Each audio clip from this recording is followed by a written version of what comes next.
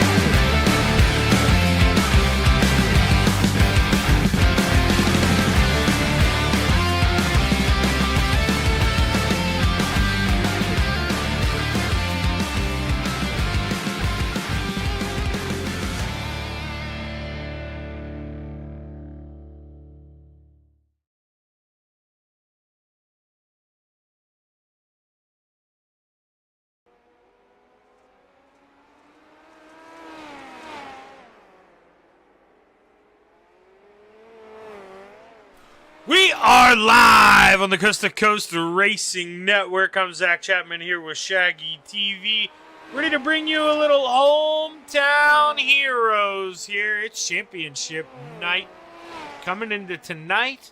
This is pretty much going to be the only series that is maybe under contention. Every spot that you... Hey, what's up, Braden? How you doing? Every spot that you're ahead of a driver in the Coast2Coast Racing League is 3 points. Now, you do get bonus points for 0 incident points, so Blake could be hoping for a little favor there. But right now, him and Jack Hitt are in a 21-point battle here. Blake's 21 points off of Jack, and you know what that means. That's 7 spots on the racetrack would be a tie. 8 would be a win. Only 9 drivers here in the session this evening, so your NJ Custom Creations Midget Sprint Champion is looking like it's going to be the driver in the 217, Jack Hitt, but we still got 30 laps left to settle this thing, or actually maybe 25. I believe it's 30. But definitely not... You can't hand the trophy over to Jack yet, but it's not going to be easy for anyone to take that from him. Is right now Randy Shreves running behind the Brewerton Beach. Jeff Barker here, as we'll be closing up on warm-ups here soon. Randy looking to the inside of Jeff. Maybe burping the throttle there, not getting too aggressive, just trying to test it here at certain spots. But there he gets real loose coming off. started to lift up the front end. That's why you saw him crack the throttle there. But session comes to a close here, and we get ready to go into qualifying here on the Coast to Coast Racing Network. Like I say, it is points night, so hopefully if I'm aware of it, some of the other drivers are aware of it as well, because you don't want to stick your nose in something and maybe ruin it here for the gentleman. But if you're Blake Chapman, maybe that's what you want to see happen here. You know, he doesn't want to get it that way, but it's happened to him before, so I'm sure he'll take it if he can get it, as we watch the 89 of Mason Hine roll around in that flat-out machine. What's lap number 1 going to look like for the 89? It's going to be P1 for the moment. As other times roll in, though, the Desert Demon, Terry Landis, he takes it over here as the gentleman Jack Hitt, Purple Sector 2. Jack Hitt takes quick time. What's Jack Hitt going to do here? Lap number 2, can he improve? He's quicker through Sector 1, slower through Sector 2. The gentleman improves a 12.624. Good lap there for the gentleman. What's Blake Chapman do here? He comes across lap number 1. No purples, so we shouldn't see a quick time here. We're going to see a P4 right now for Blake. He's quicker through Sector 1, second time around. What's it going to say through 2? He's quicker. What's the lap time going to show? Blake Chapman's still going to say P4 with an almost identical lap to Randy Shreves. That's going to wrap up qualifying as the Brewerton Beast, Jeff Barker, he also comes across. Gives us a little wheelie. 5:13, man. He's turning into a showman out there. He's been staying on. I don't even know. He probably doesn't even go back and watch these. But he's been staying out on the racetrack a lot longer than other people, giving us some camera angles that I normally can't show. But that's going to do it here. Qualifying: Jack Hitt, Terry Landis, Randy Shreves, Blake Chapman, and Brian Moore Sr., your top 5.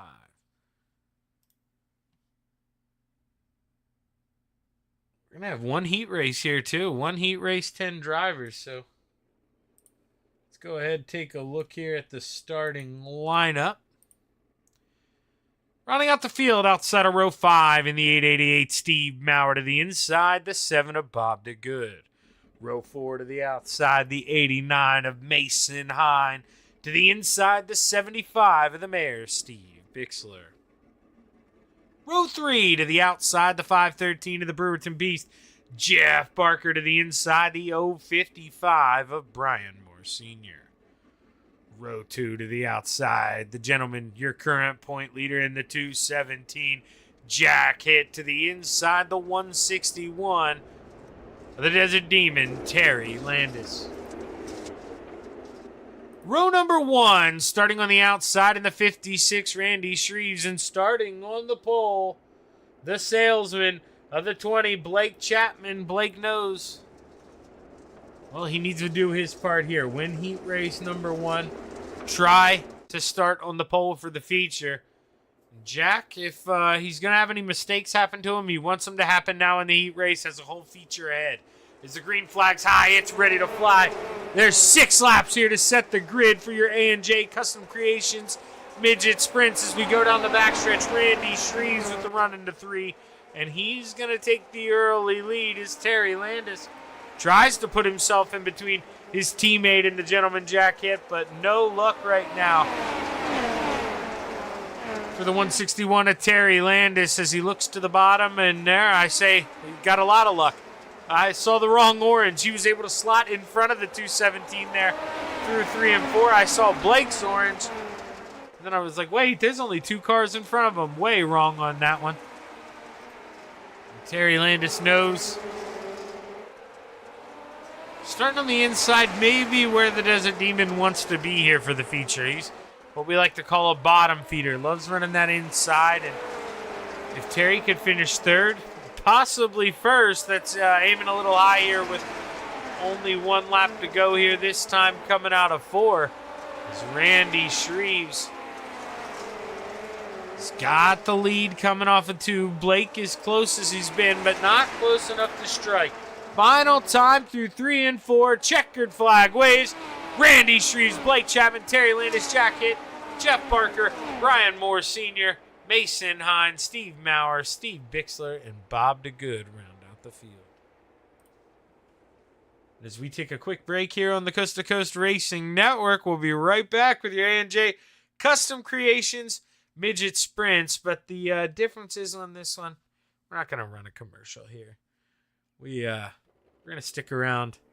We'll watch these guys a little bit. I'm going to mute myself so I can try to move some things around on my computer for the next event, but we'll stick around. Let's watch these guys get some laps. That's only one heat race. I can't in my right mind go to commercials here.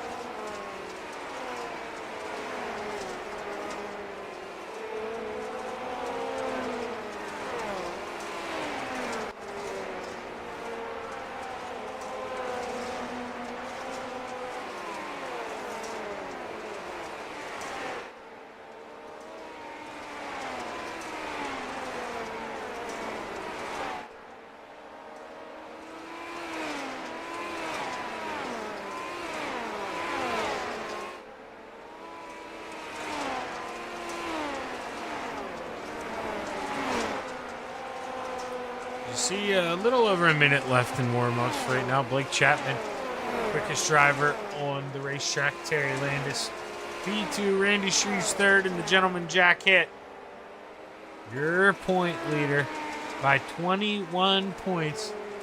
Jack Hitt knows he's just got to bring this home. Top 5 to be safe. But man, on the podium would sure be a nice way to wrap up the season here for the gentleman. Long, long way to go here, though. Like I say, about 30 laps. So between him and a trophy here at the Hughesett Speedway. It's been our first season here for the Hometown Heroes. If you're new to iRacing, maybe you'd know that. But if you've been around for a while, we just got this racetrack a couple months ago. So as soon as we got it, we had to throw it on for Hometown Heroes.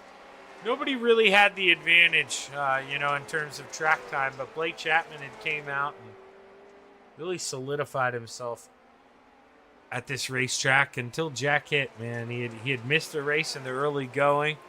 He's actually looking, you get 2 drop weeks. Jack's missed 2 races, so Jack hasn't gotten any drop weeks. Blake missed 1 as well, so he's going to take 1, I think. But right now, Jack, he took it. He saw something from Blake those first couple races and found a way to make it work for himself. And the gentleman has came in and, surprise, surprise, contending for another midget sprint car championship. That is what Jack Hitt is known for around here in Coast to Coast. That's for sure.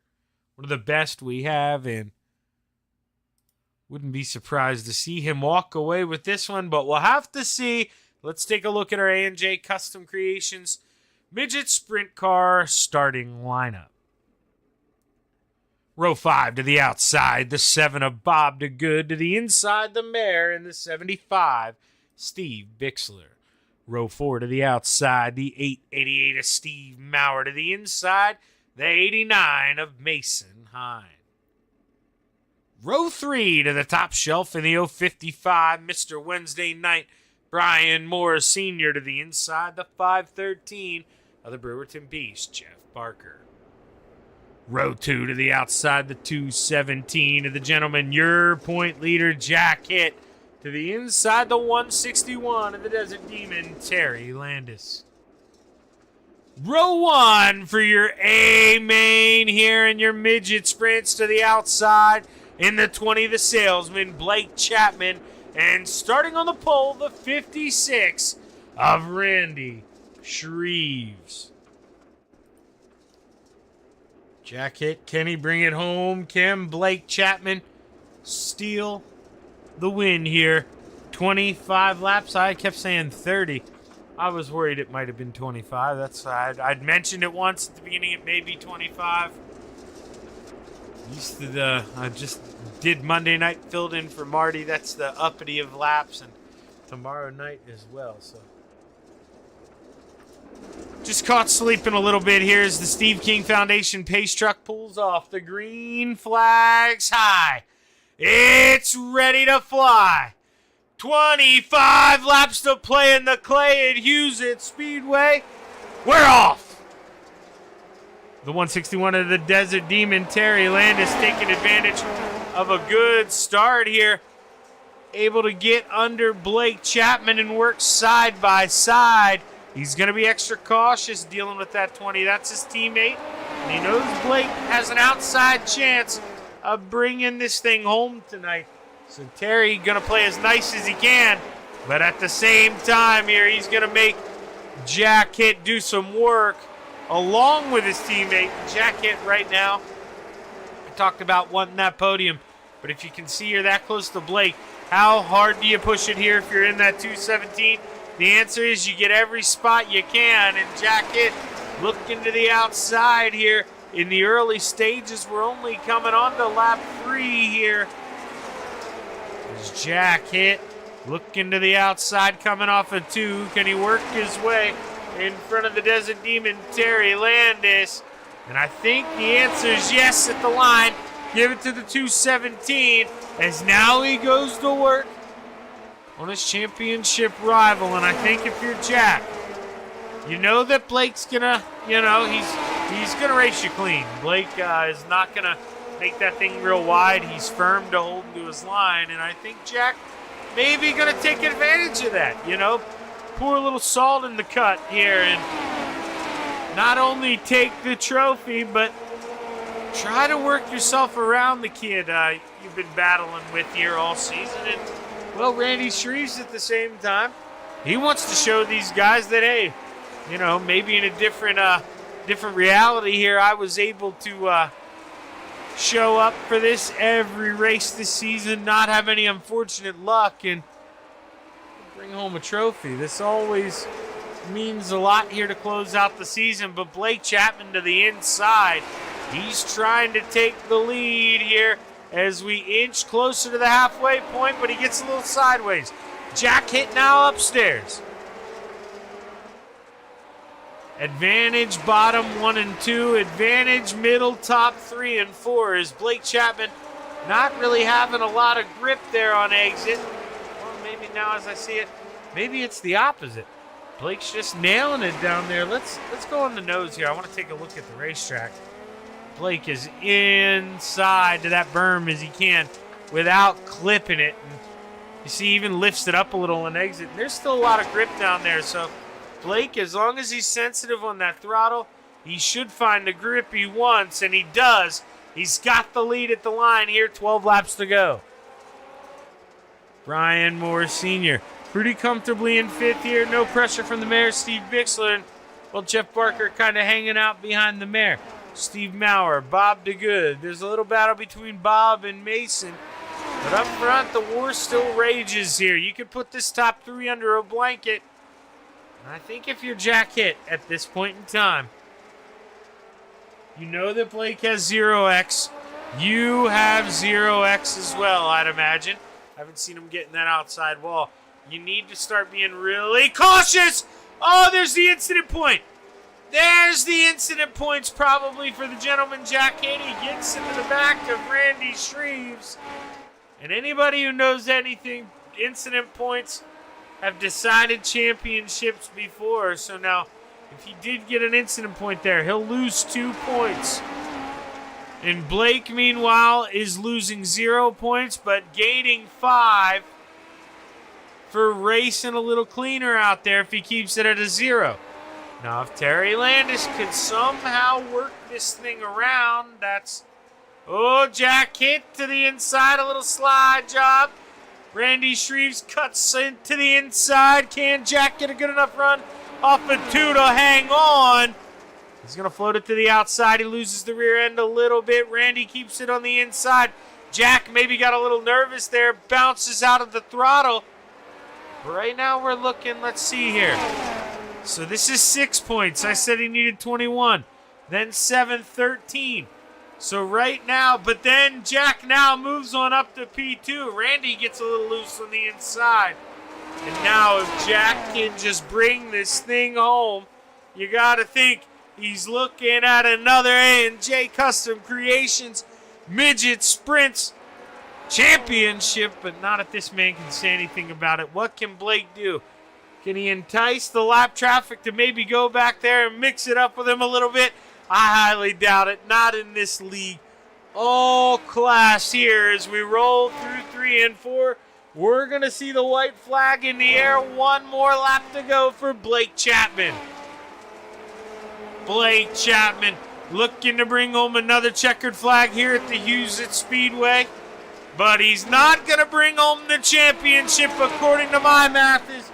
Blake Chapman wins, but Jack hit with a P2 is going to come home champion. Randy Shreves, Brian Moore Sr., and Steve Bixler round out your top 5. And I'm supposed to message Patrick, and he is on kid duty, man, giving his kids a bath, and he's going to update this thing for us, I believe. And we are going to double verify because, I blew the lid on Blake the other night. I thought he brought home a championship, but it was in fact Patrick Spangler. So we're gonna make sure we're right here this time.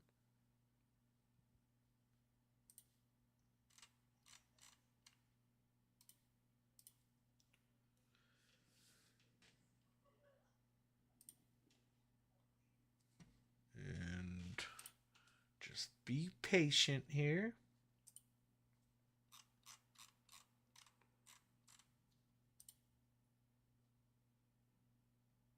He's good, but he's not that good. So you got to give him a little bit of time here.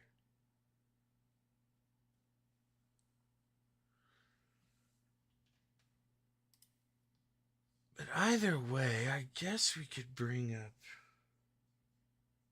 Randy, probably. And you know what? Let's do that here. Hey, Randy, Shaggy up in the booth, man. You got a copy? Yeah, I got you, Shaggy.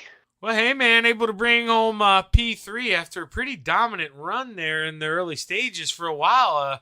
I wasn't sure if Blake and Jack were going to be able to get around you, man. You were looking pretty strong. Well, what do you think was the difference there towards that second half?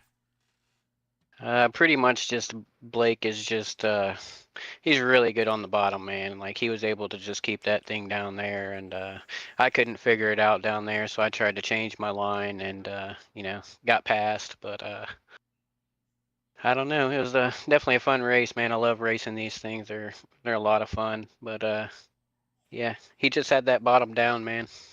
Yeah, now obviously, Randy, I know you're a clean racer, so you're thinking about that out there on the racetrack. When they're looking beside you, are we maybe giving them a little extra room, than we normally would? Because, you let Blake and Jack a crap ton of room, as you should on championship night. But, man, it does make it a little harder to bring home the checkered flag.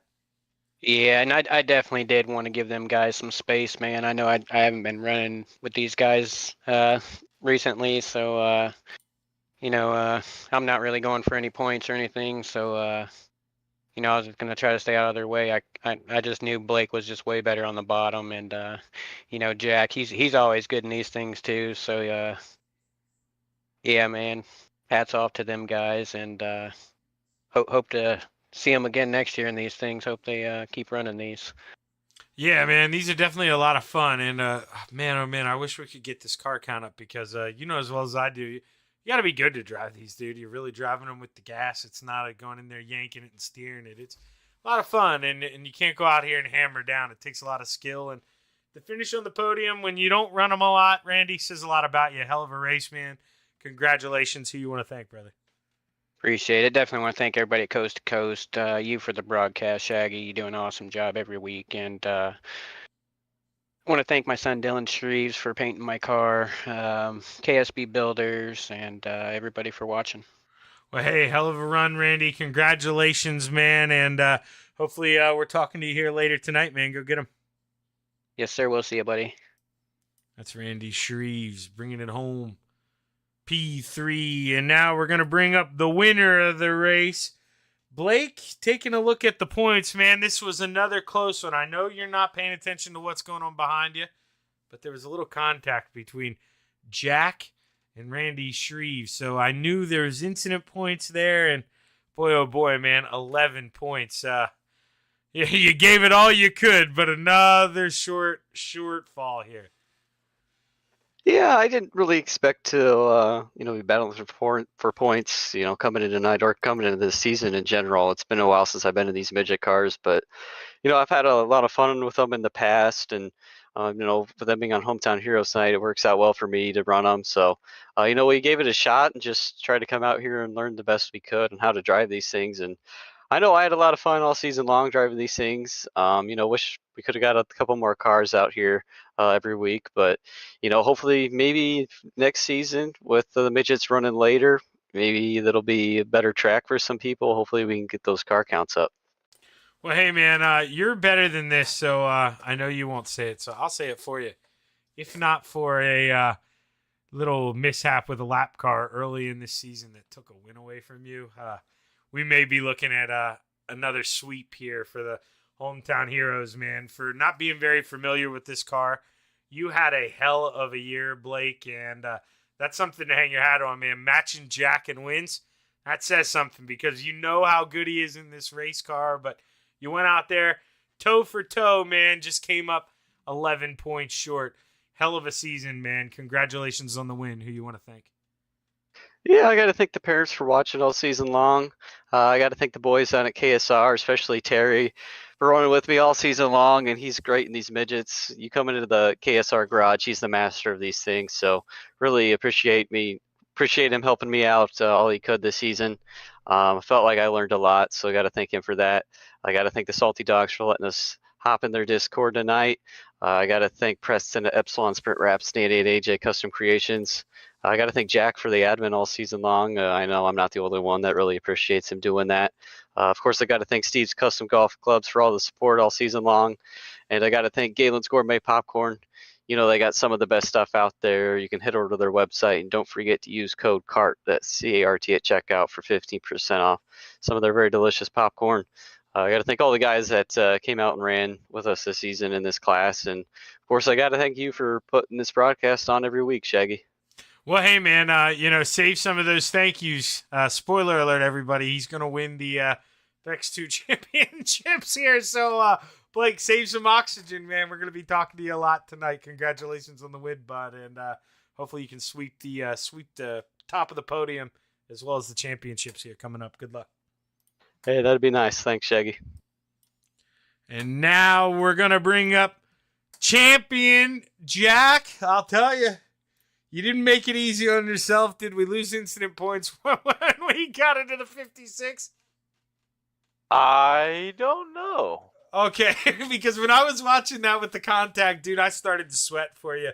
I was doing math, but whenever you got up to second, I knew you were golden. It didn't really matter. You win by 11 points. And I know, man, you're the master of these things, but boy, oh boy, dude, seemed like you guys, it really kind of depended on the track state. One week, you were beating him by 3 seconds. The other week, maybe he's beating you by not as much. But, this was a fun class to race, man. You guys really, really drove the hell out of these things.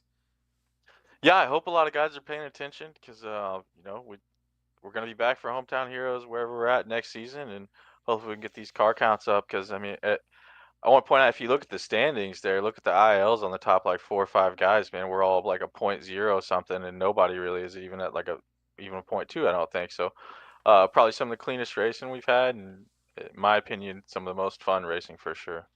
Yeah, no, not that I don't even know the way to describe it, Jack, but with this car, it really is, you can almost drive it anywhere. It's really just dependent on how aggressive you want to be on that throttle. Am I right?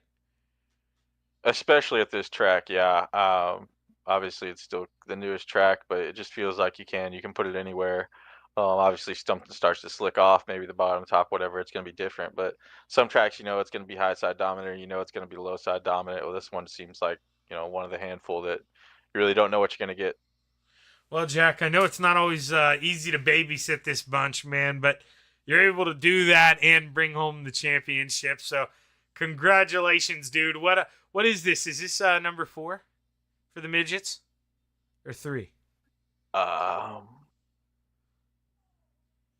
7. Oh, holy crap, dude! I'm that off.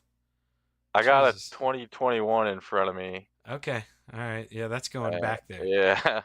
There we go. Yeah, that's going back there. I think the oldest one I have is the last time they ran street stocks when it was still wooden plaques.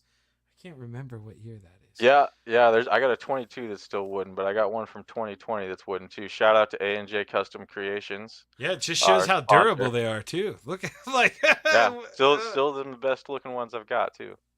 Well, congratulations, Jack. I think you may have another one coming your way in the mail, so get prepared, man. Hell of a season. Congratulations. Who you want to thank, brother? I just got to thank you for putting on the broadcast. Got to thank everybody in the league for coming out and putting on these great races. We just went green to checkers right there, talking about good, clean, close racing too. So, shout out to everybody behind the scenes. Blake for a good season. Hopefully he comes back and we can do it again. And got to thank my wife for giving me time to do it. Yeah, most definitely, man. The most important one. Congratulations, Jack, and look forward to seeing you go hunt down number 9 or 8, whatever it is. We'll be at 10 soon. Congratulations, Jack. Good luck, man. Yeah, I'll get back to you on that count when I get my socks off so I can count it. But thanks, Zach. I love that, dude. That's Jack Hitt, man. Your winner, bringing home another championship. He's the man in these midgets. I told you. I didn't realize it was that many. I told you he was good. He knows what he's doing in these things. He's a master of the right foot. When you take the wing off, and Jack Hitt brings home another championship here in the A&J Custom Creations Midget Sprint Cars. With that, we're going to step away here for a quick minute, and we'll be right back with a little bit of your Flatline Racing Bodies 360 Sprint Cars here next on the Coast2Coast Racing Network. Stick around.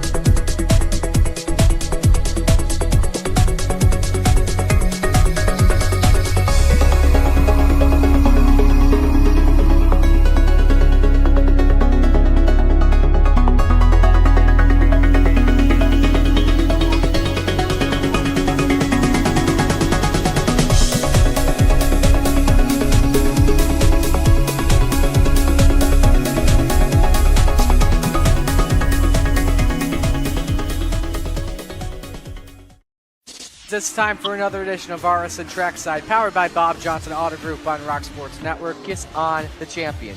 Trying to be a bit of a hiatus, so let's get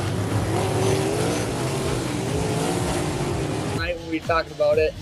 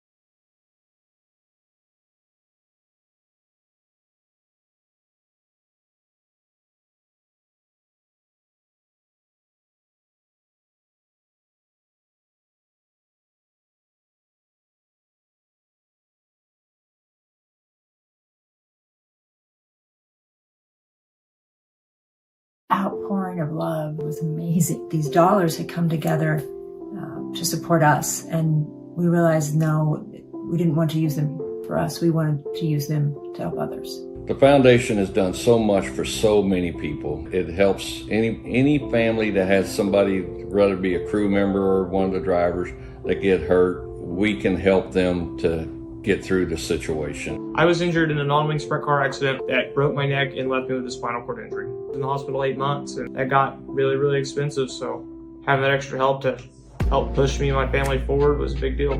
I was involved in a pretty gnarly sprint car crash. Found out my brain was swelling and bleeding. Pelvic bone was broken. I had 2 cracked vertebrae on my back, and I was in the ICU a little over a week. The Steve King Foundation reached out to my parents. We received a donation from them. Immediately they started me on what's called neurofeedback, and insurance did not cover the neurofeedback appointments. So we received another donation from the Steve King Foundation. It really helped a lot, and I just want to say thank you. Thank you from the bottom of my heart to the Steve King Foundation for everything that they have done for me. This last Sunday, I got to turn laps in my modified here. That was my first laps back in a race car since the accident, and I truly believe that if it wasn't for the Steve King Foundation, I wouldn't be able to do that or be where I'm at today. Yes, Steve's death is the reason the foundation exists, but it's Steve's life, and it's the lives of racers everywhere, is the reason we're able to do the work we do.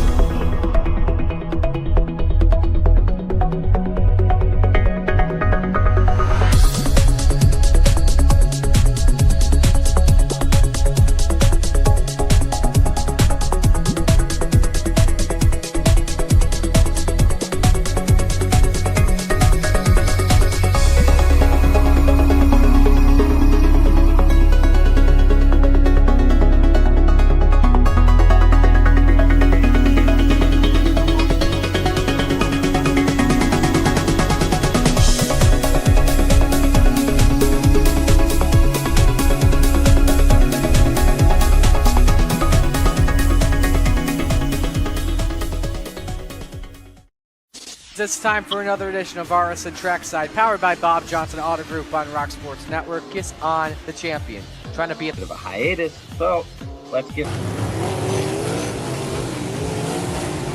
right when we talked about it.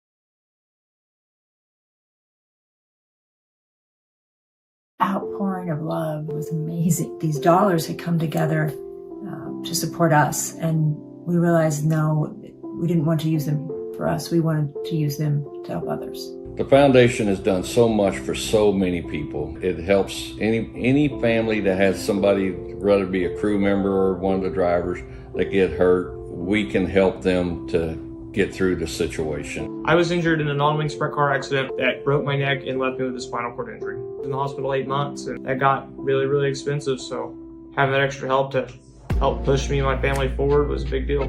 I was involved in a pretty gnarly sprint car crash. Found out my brain was swelling and bleeding. Pelvic bone was broken. I had 2 cracked vertebrae on my back, and I was in the ICU a little over a week. The Steve King Foundation reached out to my parents. We received a donation from them. Immediately they started me on what's called neurofeedback, and insurance did not cover the neurofeedback appointments. So we received another donation from the Steve King Foundation. It really helped a lot, and I just want to say thank you. Thank you from the bottom of my heart to the Steve King Foundation for everything that they have done for me. This last Sunday, I got to turn laps in my modified here. That was my first laps back in a race car since the accident, and I truly believe that if it wasn't for the Steve King Foundation, I wouldn't be able to do that or be where I'm at today. Yes, Steve's death is the reason the foundation exists, but it's Steve's life, and it's the lives of racers everywhere, is the reason we're able to do the work we do.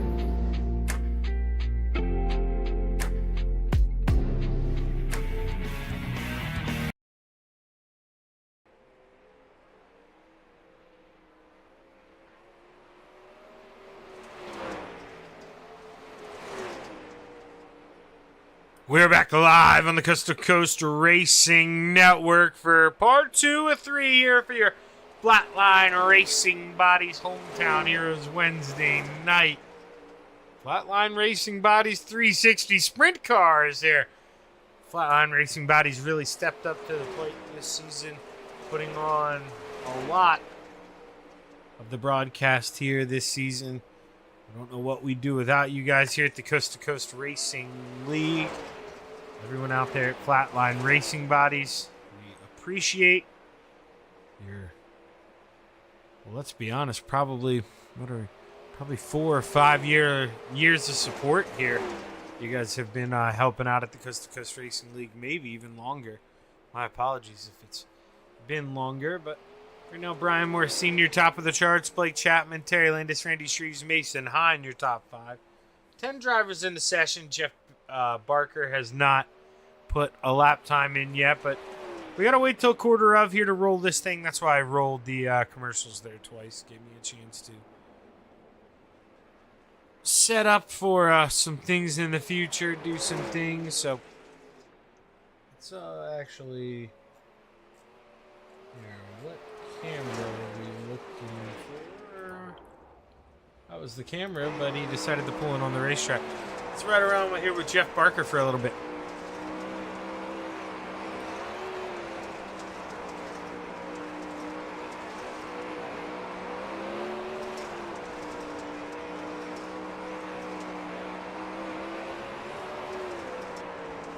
So you want to keep the wheels straight as you can. Just trying to keep as much speed in that race car as possible. And he's doing a good job in the 513. Well, till there he decides, maybe I've had enough practice. Going to pull it into the inside. Brian Moore Sr. doing the exact same thing.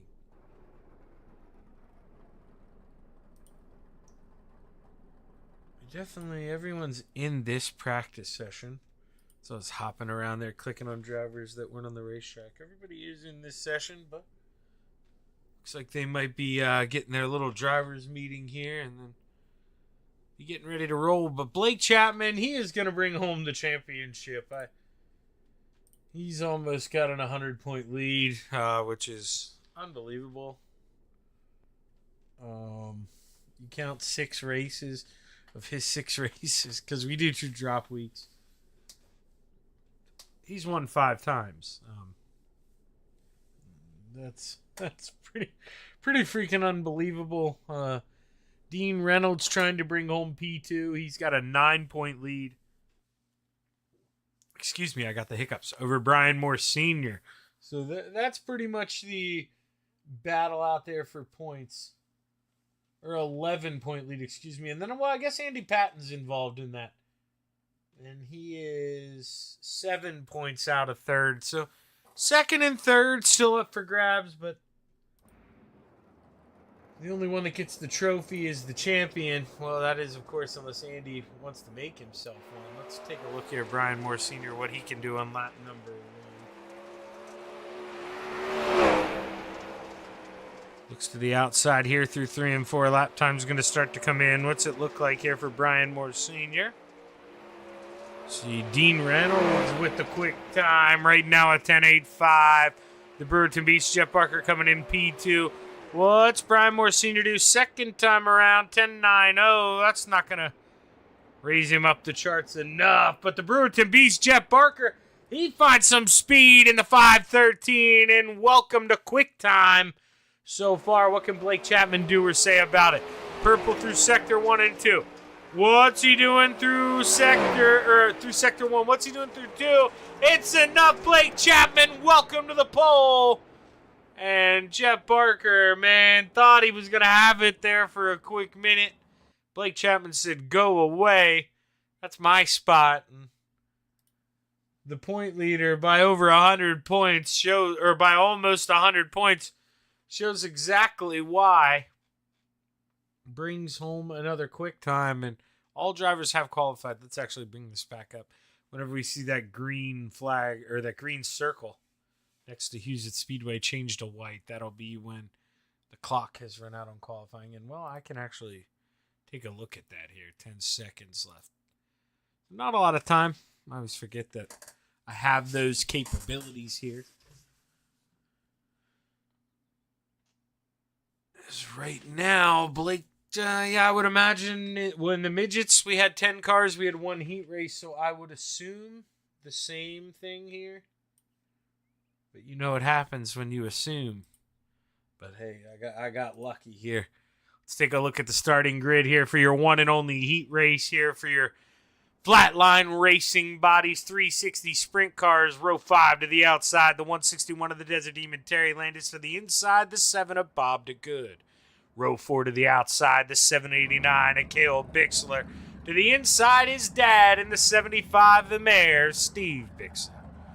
Row 3 to the outside. Mason hit him with the hind in the 89 to the inside, the 56 of Randy Shreves. What did I do to make that go away? There we go, brought it back. I'm not going to complain. It's row 2 to the high side, the Salesman, Blake Chapman to the inside, the Brewerton Beast, Jeff Barker. Row number 1 for your one and only heat race to the outside in the 79, Dean Reynolds. And starting on the pole, the 055 of Mr. Wednesday Night, Brian Moore Sr. As we roll through 3 and 4, those guys are battling here for P2 and points. Who's it going to be? Who's going to bring it home? Checkered flag or green flag waves. We're underway. I jumped the gun by about 6 laps. We're a bit of a way from checkered flag, but there's contact in the back. Mason Hind hard up into the outside wall. I think he had a little bit of contact there with Cale Bixler. Bob DeGood possibly as well, but those two gonna have to figure it out here in the feature, get a little bit of track time and warm-ups because their heat race is over. In the early stages is Blake Chapman. He can have fun tonight. He doesn't need to win this thing. He can wreck if he wants to and bring home the championship. So I think Blake is all about having fun, and he's going to harass Dino. Oh, he looks to the inside. Dino shuts the door, and Blake does a good job of getting on the binders. Doesn't want to take out Dino, and they live to race another day here with 2 laps to go at the Houston Speedway. White flag in the air this time by. Can anyone find a way around Dino? The answer is going to be no. As we roll through 3 and 4 for the final time, checkered flag waves. Dean Reynolds going to start on the pole for tonight's feature here at the Houston Speedway in the 360 Sprint Cars. Brian Moore Sr., Blake Chapman, Jeff Barker, Randy Shreves, your top 5. Man, I'm twisting my own tongue tonight. We're going to step away here for a quick minute on the Coast2Coast Racing Network, and we'll be right back with your 360 Sprint Car feature right after this.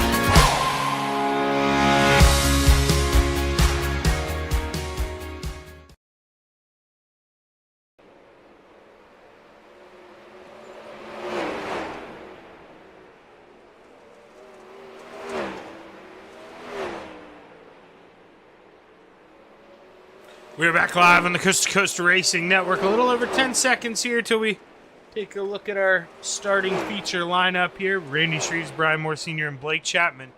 Your top three here as we close out warm-ups.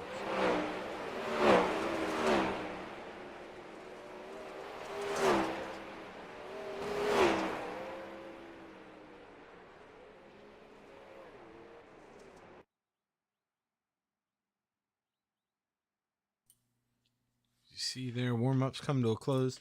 Everything disappears here. We'll take a look at our starting grid here for tonight's A&J Custom Creations 360 Sprint Car feature. Maybe.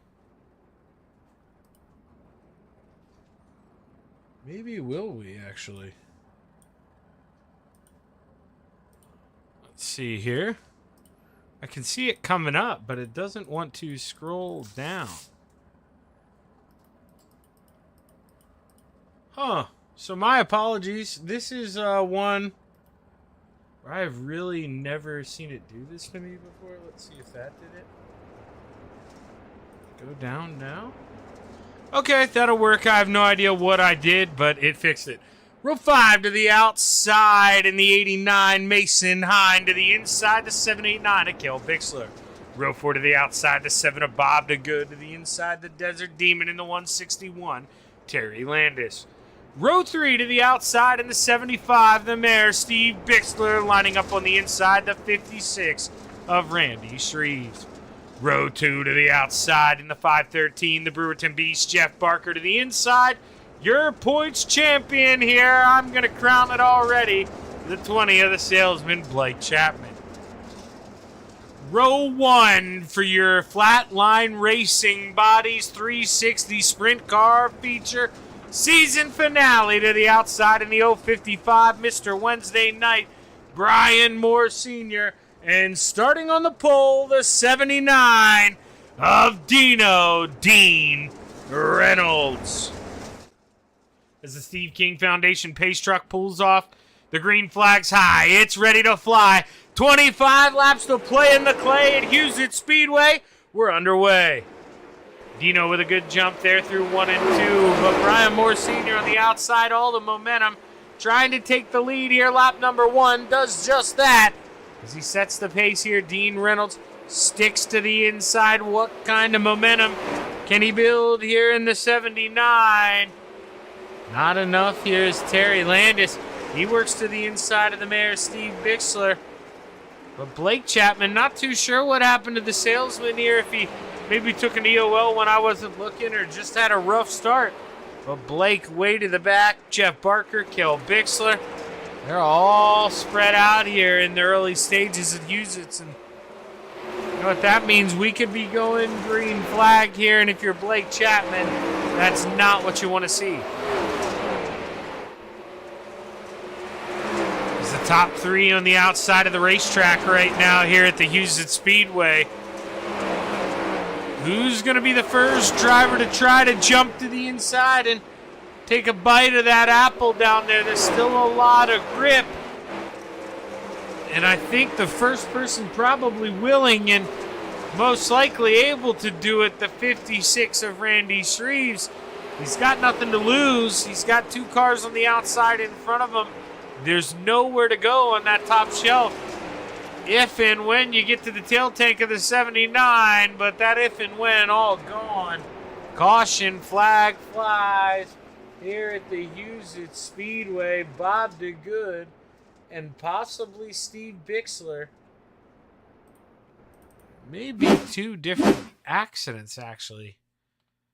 Let's see here. They're spaced a little bit apart. I notice Bob, he's a couple laps down, so definitely that's something that happened. Yeah, this is the caution. Bixler hard into the outside wall, up and over. Can't get it to go back on all 4s at the moment. Oh, nope. And the Mayor gets himself stuck a little worse there coming out of 2. And going to have to tow that thing. Well, Blake Chapman, he's looked like he had just come out of pit road. May have went in there and used a quick repair. Let's go back and let's see Blake Chapman's lap number 1. So he did take the OL, wanted to start at the back. But let's see what happens. So he looks to the inside right now. He's got Bob on the outside. Bob gets into Kale.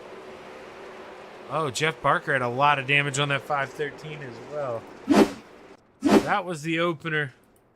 That's what we missed back there in the back as no caution came. Brian Moore Sr. going to start on the inside this time as Dino. Can he take advantage of that outside and return the favor? He's got to nail this restart here. 17 to go as we drop under the green flag. We're almost halfway here. Dino, pretty good jump, but Randy, he takes a peek up in his mirror. He sees the 161, and all of a sudden the salesman ripping the outside. Blake Chapman, he's got a good handle in race car now. We saw him come in and use that quick repair. And now Blake Chapman, he is ready to play here at Houston Speedway. Looks to the outside of his teammate in the 161. Terry leaves him plenty of room for the time being. Dino, he's reeling in the 055 of Brian Moore Sr. Brian to the outside, going to shut the door here. Dino searching for a way around. Going to try to diamond 3 and 4. Drives in super high on the entry of 1, trying to carry momentum off, but Brian Moore Sr. just proven he's got enough speed to be able to hold on. Dino maybe a little faster, but what do they say? It's one thing to catch a guy, it's another thing to pass him. And Dino's going to have to use every trick in the book here as we're coming up 11 laps to go. 11 laps may seem like a long time, but you see we're already down to 10. 12 seconds around this racetrack, really 11 and a half with the way these boys are rolling right now. So you got no time to waste, and Blake Chapman knows this. He's down to the inside looking. He's taking a peek for P2. Blake Chapman, welcome to that middle step of the podium. And how long can Brian Moore Sr. and the boys hold him off before Blake takes over the lead? The answer's half a lap. Welcome to the lead, Blake Chapman. Your point leader from the back to the middle to a pit stop to the back to the front here. And he's still got 7 laps to spare. Blake Chapman showing why he's going to bring home the hardware here in the 360 sprints. But like I say, this is the battle for second. Dino trying to make up some ground here, trying to find a way around the 55 of Brian Moore Sr. Mr. Wednesday Night, he's made a home on these podiums, hence the nickname. But I haven't talked to him in about a week or two. It's been a dry spell for Brian. He'd love to get back on the podium, but he's going to have to wait as the caution flag flies. One more time, Cale Bixler in the 789 goes around.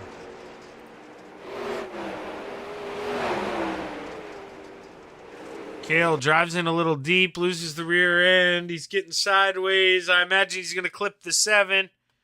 Nothing Bob could do there. He's trying to stay low and out of the way, but then hard into the wall for really both of them. But Cale Bixler, man, impacts, rotates around, and oh no. Oh boy, that was a close call for the salesman, Blake Chapman. He can afford it tonight.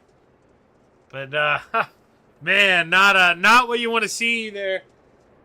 If you're the 20 of Blake Chapman, that's a scary sight. Let's go back, actually. So let's see. Now, this is what you see off that front wing. Whoo! See, Blake has no idea what to do there. Happened so fast.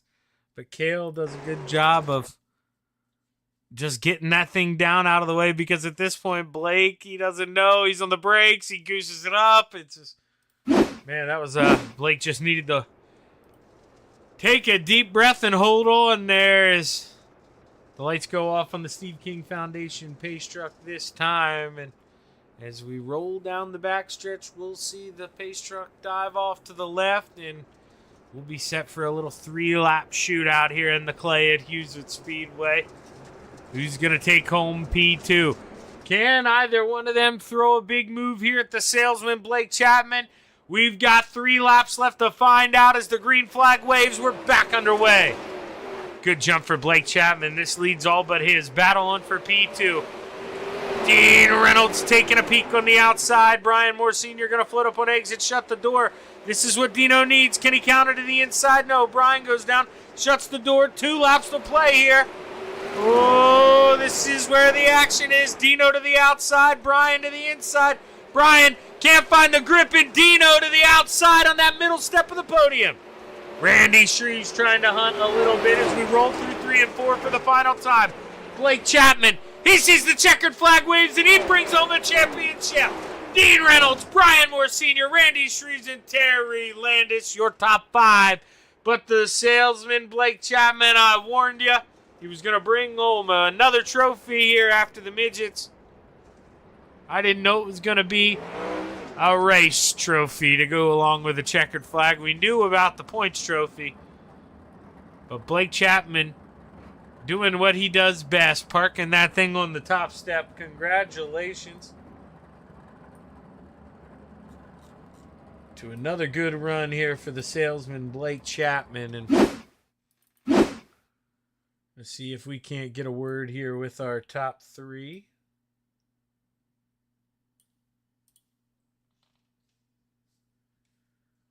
And obviously your third place driver here, Mr. Wednesday Night, Brian Moore Sr.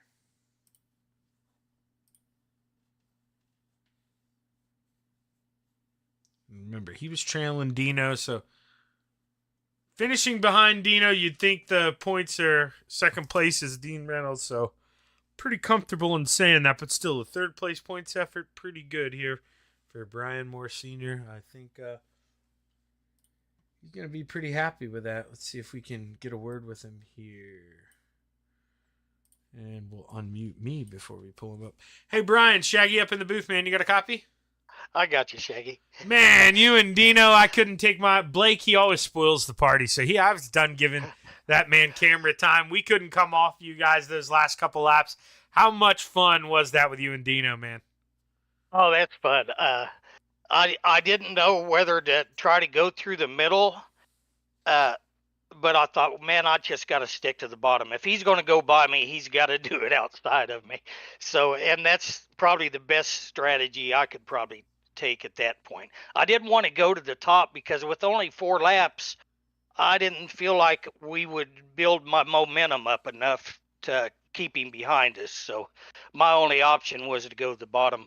And man, I'm running the top that whole race thinking, well, this has got to be the fastest line. And then all of a sudden I see a car underneath me. I thought, well, who is that? Well, yeah, that's Blake.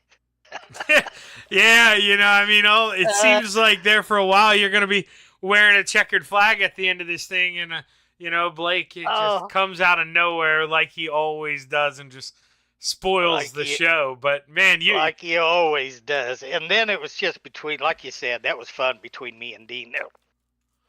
Yeah. Well, Randy, man, his ticket showed up in the mail just a little late. He arrived to that party at the end. I think he was ready to dance with you guys, but ran out of time. But Brian, man, I call you Mr. Wednesday Night for a reason. You went through a little bit of a dry spell, brother, but I'm glad to have you back after a hell of a run.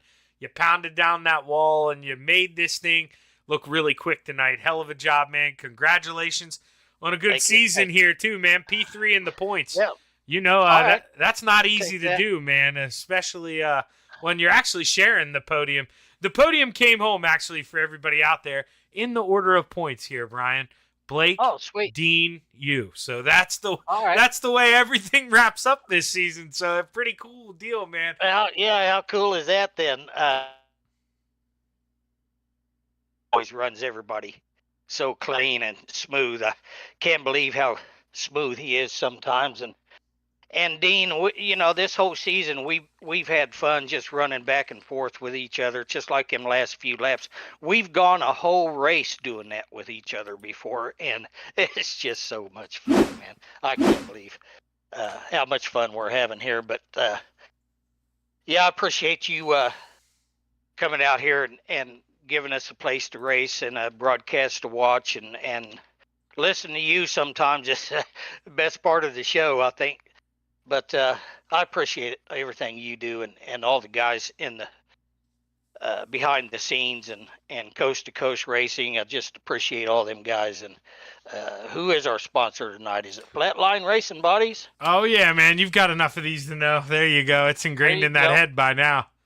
Yeah, and just give them a shout out. And thank them for sponsoring this deal, and give my brother Rick and Rona a shout out. Appreciate them always watching and just having fun, man. Appreciate it. Well, hey, man, hell of a job. We gonna go play in the 410 a little bit here next? Yeah, we will. We'll show up. All righty, Brian. Looking forward to talking to you, brother. Give him hell, man. Congratulations. Thank you. Brian Moore Sr., your P2 finish or P3 finisher. And now we're going to bring up the man who, Dino, I didn't know if he was going to open that top for you. But boy, oh boy, man, he left the lid open and you jumped right out of the can. You didn't waste no time. No, I was, if you notice, I was going down the back straightaway to make it look like I was going to the bottom. And I don't know if Brian was looking in the mirror or not, or he was just going to try to follow Blake because, you know, when Blake passed us on the bottom, it's so tempting to think that's the lane. But I know my role. I'm not fast down there. 1 and 2, I'll do that middle because that middle came in again. But 3 and 4, I'm just going to put her right up against that wall and let her eat. And I was hoping Brian would just go down. And if I could get a good run coming out of 2 and just get alongside him a little bit, which I did. And he gave me a little bit of room, which was, thanks to Brian. And, nice move there. And I said, let me go into 3 and 4, and she stuck. So, I needed that because actually I looked at Patrick updated the points. Blake's 100 points ahead, but I was like 8 points ahead of Brian. And so I'm hopefully, depending on the drops, hopefully I can at least say I stayed second to the kid. Yeah. Blake kind of in his own world at this racetrack. It really has been kind of his sandbox. And, Dean, it's neat to hear you say that because, well, darn right I'm in that same boat. Guys like Anthony, Clay, and Blake, the way they can run the bottom, it does make you think, hey, man, there's some grip down there, but it takes a different type of driver to run down there. Yeah, and I don't have the throttle control like I need. The bottom was very good in the heat, and yet Blake still got into me because I was going fast enough. I might have been the second fastest car on the bottom, but, you're still probably a full tenth slower than what Blake wants to run down there. And I know he didn't mean to get into me there, but it's just – it takes more laps. But when we were talking in the room, I said congratulations on the championship. And even though I do like this place, I said, thank God this is our last race here because he's just got a magic here. And I think the only one that can really run with him is Gavin. And, but, you got to hand it to him. Hey, he earned it, and he gives you a reason to go out and try to get better. And congratulations to him. No, he reminds me of, Dino, I'm blanking. But the guy who has been cleaning up in the 358 modifieds on Sunday with the real high rating. Blake kind of reminds me of him, Yeah, that carrot. And it's really important, I think, to have a guy like that. You can see something to shoot for. And Dean, you more so, not that this isn't a shot at anybody else, but Dean, man, you have just taken off in the sprint car. You've really taken advantage of the talent around you. And, man, you've used all the tools to learn. And, dude, you're competing now on Monday nights, with some of the top guys. What do you have a new confidence when we get in a sprint car? Do we feel better every time we get in? What's the big change? Yeah, I do. And, it's the coaching from Gavin and Patrick first and foremost. But, it's a new computer. Like I said, Dylan DJ there, he put together this new computer, and he says when you get a new computer, all your equipment is going to run just a little bit smoother. Your wheel's going to be a little bit smoother. You're not going to have any slack. You're not going to have any play. Your pedals are going to work a little bit smoother. And I think that's what it is. I have confidence knowing that when I go up top, the car's going to stick or it's going to work. Like, on Monday night, that cushion was rough as hell on top of Charlotte there, but I just left it right up there. And I'm glad I gave you the highlight, and I sent it to Megan. And tomorrow she's going to come over and she's got to rub my shoulders, and but that was pretty cool when I went to 3 wide there, and you got excited. And, Oh yeah, dude. We played. Patrick saved that and played it in all our discords, and you don't want to know what some of the comments were, but, but maybe I want to know at a different time and setting. Yeah, I'll show you. Morano, Morano's got too much time on his hands. But no, to answer your question, yes. I mean, my goal now, before I won't be able to do this as good as I am, and I got to hurry up because I'm old as snot, is to get a Renegades win, and that's what I want. And once I can get that Renegades win and earn that, I don't want to start up front and get in the way and hold off everybody on a one lane track either. I want to go out and earn it, and and I thought I had a little bit of a chance there. The night it wasn't broadcast at Lima Land with Patrick, but if that was week 1 or week 2, I would have gave it a cent. But he was going for a championship, and I basically said to Patrick, I'm going to stay behind you unless you make a mistake. And but it was good to be right on him, and that doesn't happen. 99 times out of 100, he's going to smoke me, but that was that one time, And so we'll keep on digging with the sprint cars. I do some other leagues with the sprints, and there's a lot of pros in those other leagues, and I shoot for top 10s in that. But you always learn, and me and Gavin, we run that no limit deal that NARC is doing, that 410 deal. They got 40 guys signed on. And I think 20 of them are pros or former pros, and that's how you're going to learn. So we're going to keep on digging, and now we're going to run the 410 and see if we can talk to you again. Well, hey, man, hell of a job. Before you get out of here, you know the drill, man. Let's hear who you want to thank. Well, we got to thank, the guys from Full Throttle Motorsports. Always got to thank those guys. I thanked Gavin and Patrick earlier. Got to thank you, Shaggy, for doing the Hometown Heroes. Thank Flatline Racing Bodies for their sponsorship, so Shaggy can do, the Hometown Heroes. This is going to be a little bittersweet here, this event coming up. This is going to be the last 410 race for Hometown Heroes, as we're going to go to 305s and 360s next year. But also got to say, hi to Anthony's wife, Sherry, Isaac's girlfriend, Kelsey, because I know I'm her favorite driver. I am definitely going to say hi to Megan. I'm not going to forget this time. I know she's watching. She's home early. I sent her the link. I didn't send my link to Dad, but I'll send it to him afterwards and say hi to him. And Scotty Riome, we're calling him Straight Line Scotty now because he's not only taking out teammates, he's taking out other people. So we're gonna lasso that guy in. He's just a menace, but we're thinking of him in his time of need. And also, we got to say congratulations to Mike Brewer. I don't know if you realize, but he gave birth to a little baby girl this morning. So. That's awesome, man! It happened this morning. I think it was a girl. God, I hope it was a girl. One of those two. It's a girl or a guy. But yes, so he became a father this morning, and congratulations to him as well. And we're thinking of him, and everyone's healthy, and that's really cool. So now go back and talk to that little kid. Hey, I kept my mouth shut when he took that EOL, so I don't owe him any more Galens. Because I still owe him 4 bags. I got his address. I know I got to give him the dill pickle Galens, and then I'll pick some 3 others. And but at least I kept my mouth shut this time when he took that EOL. Well, hey, Dino, congrats, man, on a good run. Good season here. Can't wait to talk to you after the 410. Give him hell, brother. I hope we do. Thanks, man. Dean Reynolds bringing home P2, and now we're going to bring up the man of the hour, Blake.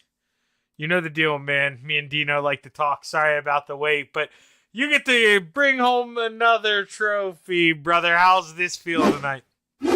Yeah, it feels pretty good. I definitely had to work for this one just a little bit. I figured I would with taking an EOL. These guys have been really picking it up the last couple of weeks. So, we were in the back, and we got into a little bit of an incident on lap 1, and the car was pretty well damaged. And I was trying to throw it on the bottom, and it just wasn't sticking. And it went up top, didn't really carry any speed. So, I was telling Dean, if that thing would have went caution free, they would have almost slapped me. I mean, the car was that bad, but, we went and got a quick fix, and we didn't even lose a spot, fortunately. There weren't too many cars out here tonight, so we picked up right where we left off, and, once we got that fix, went up top for a little bit, and then went downstairs, and it stuck down there, and I didn't know if it was going to be enough to get around those top 3, but, it was just enough down there that we could sail away.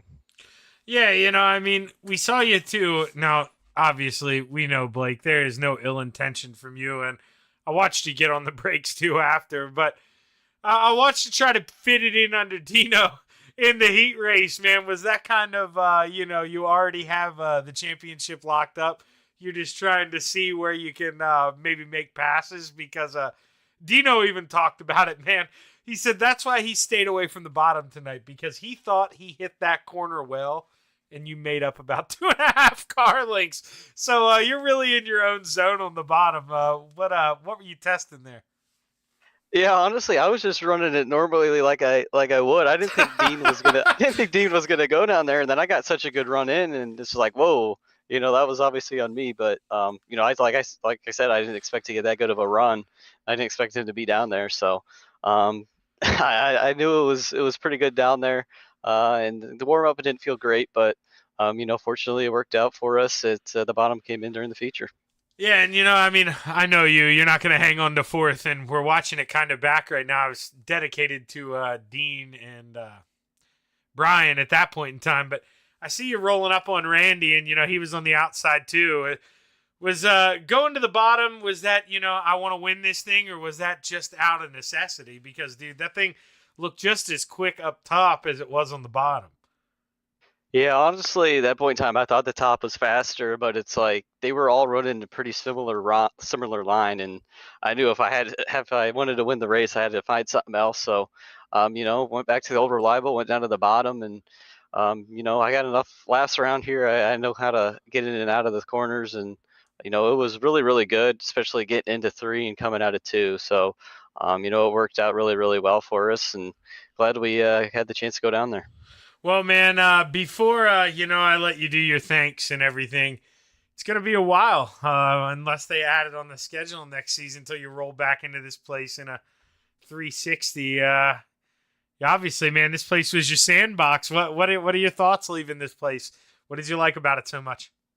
Yeah, I think I'm going to miss it. I think it's been some really good racing. I don't know. Unfortunately, we haven't had the super high car counts that I would hope for, but, I think this track just kind of fits my driving style. That bottom really comes in, and I'm able to just rip it, which I love doing that. And the Ford's heads, I think it's probably the right move for the league to move off of it. I think 305s are probably a little more popular, especially if they fix the setups by now on those things. So, the Ford's heads can be tricky, and, hopefully next season, wherever we're at, we can get higher car counts and, put on a little bit more of a show for you. Well, hey, man, hopefully I'll be here. Hopefully they don't have any other plans. Love calling these, man. It was a year of domination for you. Congratulations, Blake, on another championship trophy. Who you want to thank, brother?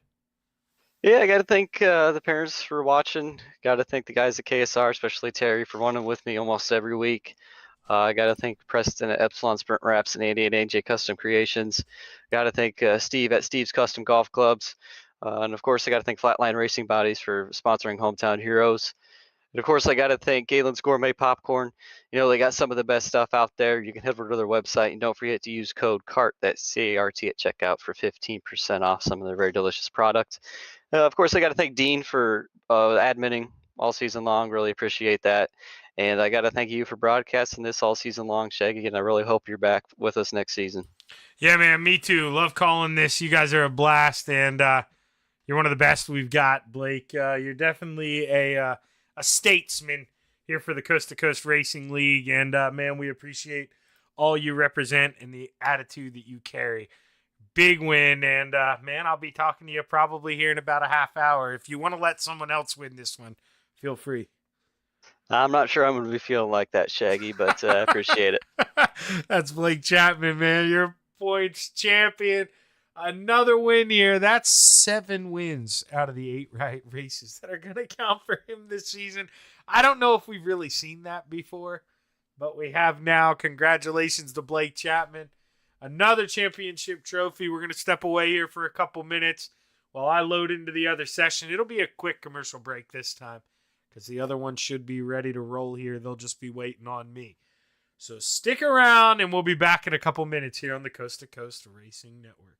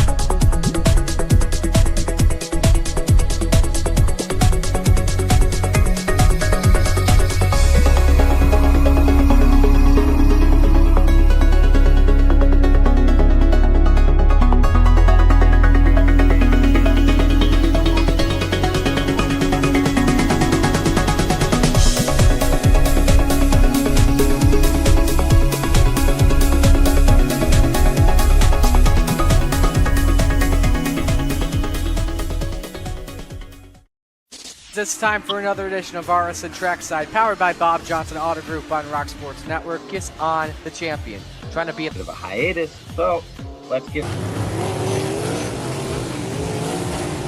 Tonight we'll be talking about it.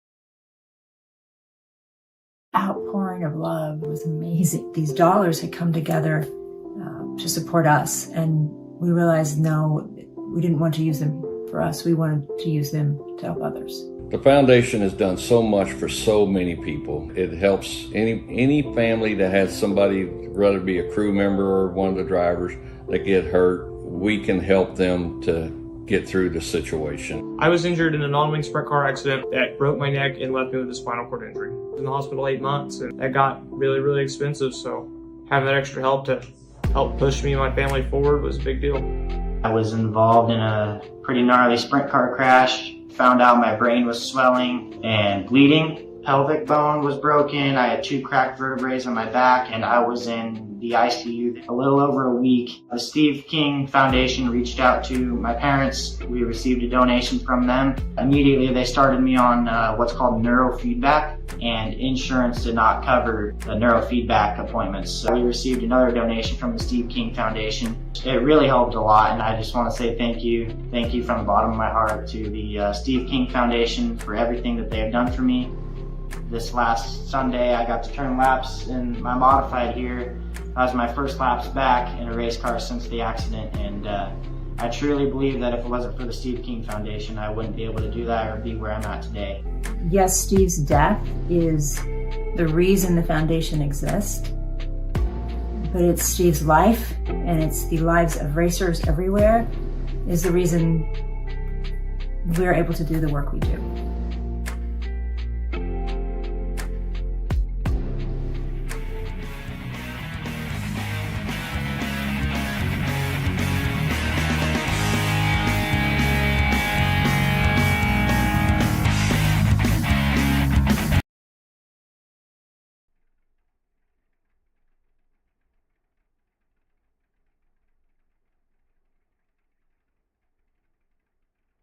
We're back live on the Coast2Coast Racing Network. Not a lot of guys here this evening for the season finale here. This will be the last race, as you heard Blake Chapman touch on, for the 410s here in the Coast2Coast Racing League for, well, as long as we know.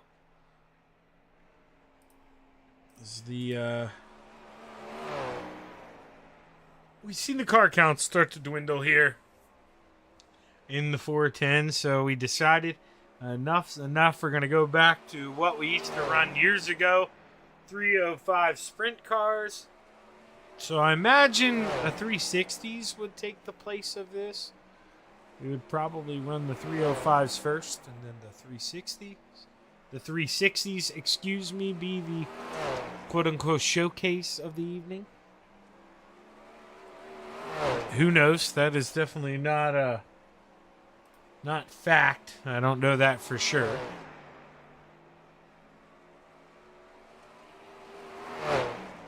Blake Chapman. Getting as close to that wall as he can as the checkered flag. Terry Landis says, I can do one better. He goes up there and gives a little kiss here. And, well, I like to say I wasn't going to bug Patrick to update this one. This one definitely wasn't that big a deal. Blake is going to win this trophy as well.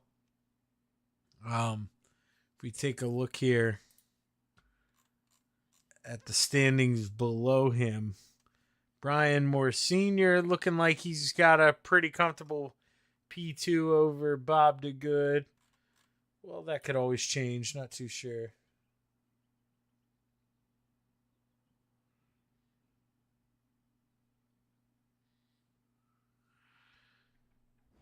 Oh, and I just realized we're not on a car here.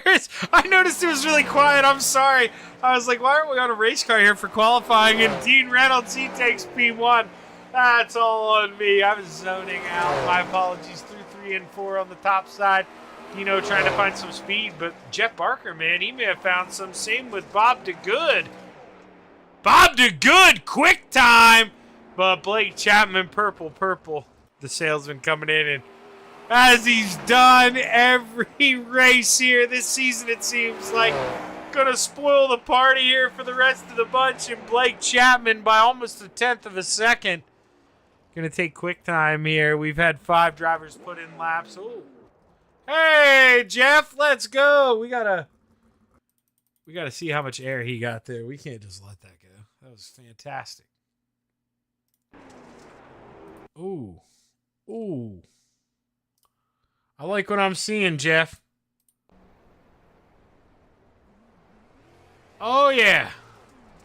So wheelie bounces it off the wall, and then, hang on. No, this ain't going to be a good view.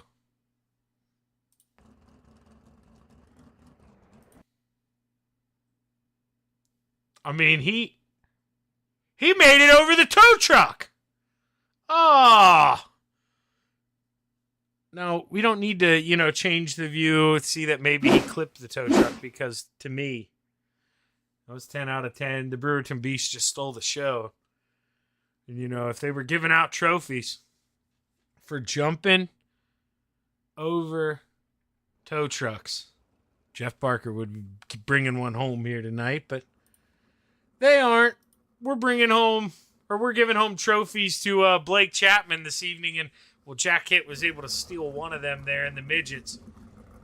But Blake, he's going to have to sign for that package. I imagine going to be some pretty valuable items in that thing. So Blake's going to have to move around his schedule here in about a month or so whenever he gets that tracking label. High dollar items. Only 5 cars on the grid here. Randy Shreves and Brian Moore Sr. not on the call. Terry Landis to the inside of row 3. Row 2 to the outside. Blake Chapman to the inside. Bob DeGood. Row 1 to the outside. Dino into the inside. Starting on the pole in the 513, the Brewerton Beast, Jeff Barker. Like I say, only 5 guys here. So this is it's going to be a pretty quick one. And drivers, they better hope they didn't do an arm workout here this morning, because we're going to go probably 25 laps. Green flag, I'd imagine, as the green flag waves. We're underway. Heat race number 1. Oh, the Desert Demon. He pulled a wheelie to start this thing. And the Judy special, man. Boy, oh boy. He almost wadded that thing up. But Dean Reynolds to the front early on the high side, letting it rip. Blake Chapman trying to join the party. Blake Chapman trying to carry momentum off of 4. He does just that. He's in P2 through 1 and 2. Dino has the lead going down the backstretch as we take a peek back. Terry Landis still stuck back here in 5th. Hasn't been able to find a way around the 7 of Bob DeGood. We've got plenty of time here. 3 laps around this racetrack. As Blake Chapman says, I know, Shaggy, looking to the inside. 2 to play here. 2 fingers in the air, 2 trips around. Dino leaving him a lane here. He's not going to leave him too much, though. Dino going to have to make the kid work for it. Coming off of 4, white flag waves. 1 more trip around for the 79. Dean Reynolds, does he go in? Does he drive it low into 4? Or 3, excuse me. No, he leaves the lane. Side by side at the line. Dean Reynolds holds on for heat race win number 1. Blake Chapman P2, Jeff Barker 3rd, Bob DeGood 4th, and Terry Landis rounds out the top 5. We're not going to go to commercial tonight. This was a quick night. We're not going to go to commercial. We're going to hang out here. We're going to watch the warm-ups. Going to be 3 minutes. I am going to mute myself, grab a drink here for about 40 seconds or so. But when you see the cameras start moving here, well, I lied because it moved there without me doing it. When you see the camera moved, I'll be back and I'll mute myself and we'll discuss here how and when we expect Blake Chapman to take this lead here tonight. Stick around.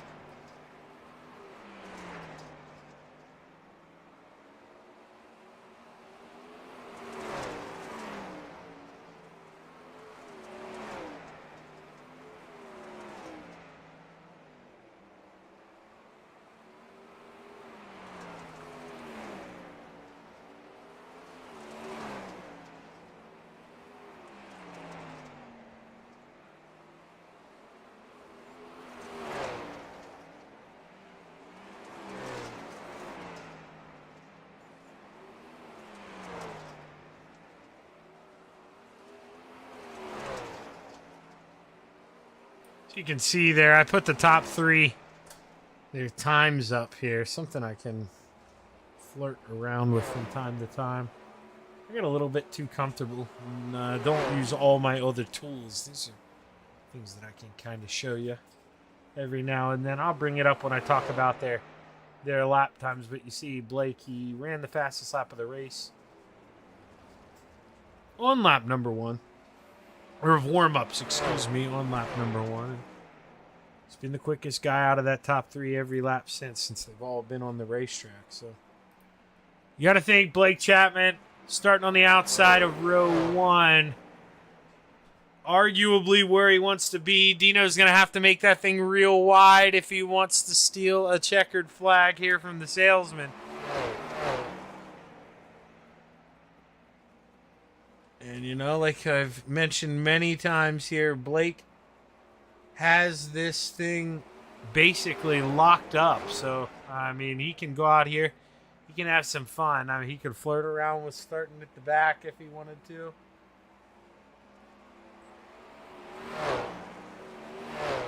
We'll have to see what Blake does. I mean, realistically, I don't think we're going to get Brian Moore Sr. Well, let's see. I can tell you for sure if they're here. No, you can see they're grayed out under my mouse. They're not here. So it is only going to be those 5 drivers. And you got to think if Blake does want to go to the back of the field here, not going to be too tough of a task. So I wouldn't be surprised if we see the 20 possibly drop to the rear end here as we get ready.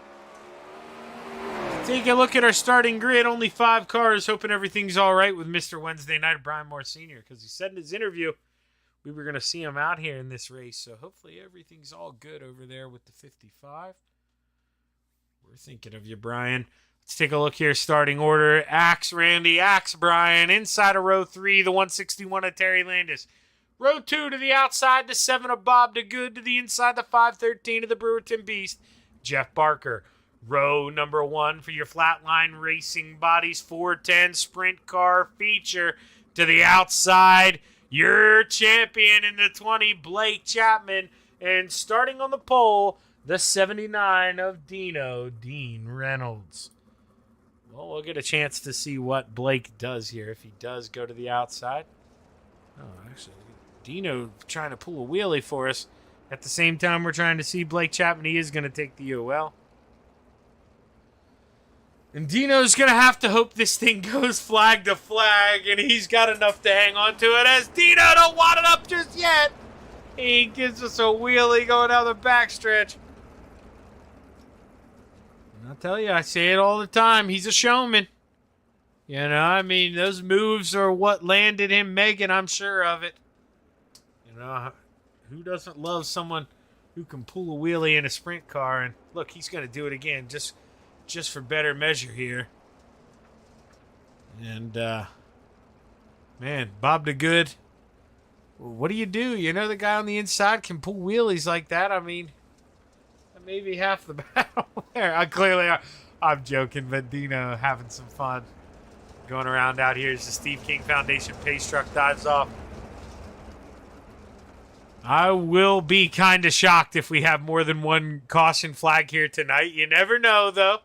These guys could get nasty as the green flag's high. It's ready to fly. There's 25 laps to play at Huset Speedway. I told you, with the low car counts, this will be the final 410 race for the foreseeable future here in the Coast2Coast Racing League. So who's going to bring home the bragging rights? Right now, Blake Chapman stuck back there in P5 as Bob DeGood leads the way here early.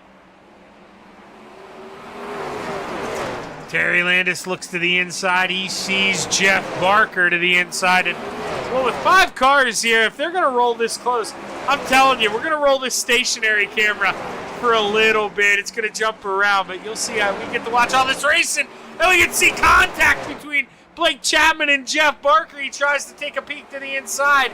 Can't make it work. And now Blake, he's got to reel in the rest of the field as Dino reeling in the 7 of Bob DeGood. He's as close as he's been.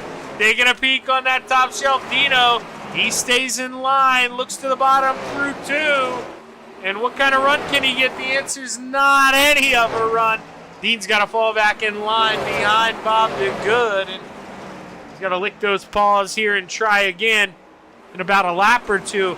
Because Blake Chapman, he's starting to cut his way on through here. Looking to the outside of the 513. And next on the board here is his teammate in the 161. Bob DeGood with 18, now 17 laps to go. This time coming out of 4. Oh, he bounces the right rear off the wall. Dino's got a lift, and that allows 3rd and 4th. Oh, to make contact. Caution flag gonna fly. I imagine Blake Chapman on the lid. No caution, no caution, no caution. Caution waves. Took a while for that one to come out as Blake Chapman, I told you he could wreck this thing and still bring home the checkered flag. I didn't think he'd really do it. Now Terry gets a little loose, comes up across Blake. Blake's able to cut back or get on the binders in time. Terry just loses the rear end after he tightens up, gets into Blake, stomps him into the outside wall. Jeff with a hard roll to the inside, and oh boy, Jeff Barker lucky enough to land on all 4s and keep that thing going straight. But I see a couple drivers here that are going to need to use a quick repair. And we'll see here.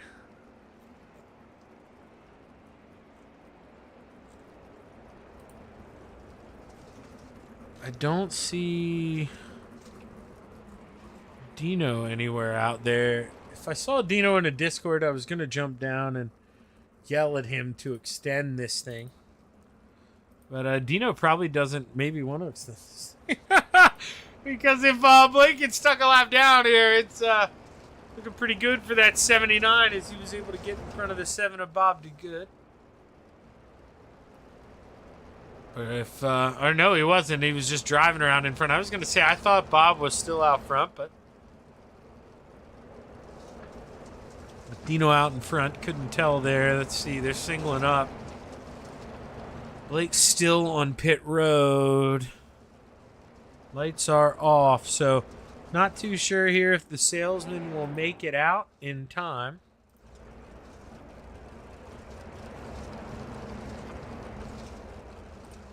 Blake Chapman's still not moving, Doesn't look like Blake's going to make it out in time as Bob drops the hammer. We're back underway here at the Huset Speedway. 15 laps to go. Bob DeGood, your leader. Bob DeGood would love to bring home a 410 feature win, but he's got to hold off the 79 if he wants to do it. Dean Reynolds, man, he wants this thing. Smaller field, but This is the last, I am going to stress it again, the last 410 race here in the Coast2Coast Racing League that, is scheduled on the docket. And Dino wants to bring it home. Bob making that 7 machine mighty, mighty wide, though. It's not going to be an easy task as Blake back out there, but he is a lap down. If he wants to win this thing, he's going to have to unlap himself the hard way and go back around. And with 11 laps, just not going to be enough time. But the Brewerton Beast, you see him at the top. He's trying to reel in Terry Landis. But new leader, Dean Reynolds, to the high side. Man, oh man, Dino's been making his money up there on the top shelf this week. He had the big move up there Monday at Charlotte, and he does it once again here to take the lead with 10 laps to go. Through 3 and 4, looking to get 8 this time, and Dean Reynolds wants this thing to stay green. Terry Landis to the inside of that 7 of Bob DeGood. Can Terry find a way to get that Jeter's 161 machine to that middle step of the podium? We're going to hear about Galen's either way because Blake's getting his interview. He's the champion. But we might get to hear about it twice. If Terry Landis can hang on and finish on the podium. I know Jeff Parker, he, gotta love him, and I don't know how else you can say this, but he doesn't care about the podiums. I've seen him back out of the throttle to make sure he doesn't finish on the podium to talk to me. Jeff, a man of few words, and he's just out here to have fun. So I'd imagine if these guys behave, this is the top 3. But while they're racing side by side, they've been able to reel in this 79 at Dean Reynolds. And Terry Landis, man, he's got dreams of winning this final 410 feature. Hooked up to the bottom through 3 and 4. 2 fingers in the air. 2 trips around as Dino holding on. How long can he hold on? Through 3 and 4. White flag flies. 1 more lap to go for the 79 of Dean Reynolds. Dino drives it down the backstretch through 3 and 4. 1 more time. He sees the checkered flag. And the final 410 race in the Coast2Coast Racing League goes to none other than Dino here. He's going to park it in your Flatline Racing Bodies victory lane. Bob DeGood P2. Terry Landis rounds out the podium. Blake Chapman, he's going to pull it in early, but he's your champion. Should have parked it up here with the rest of them. Congratulations to him after a fantastic season. But Dean Reynolds brings home the checkered flag. Hats off to the driver of the 79, and we'll have to see if he gets a special reward here this evening when he hops off of iRacing. Congratulations to Dino.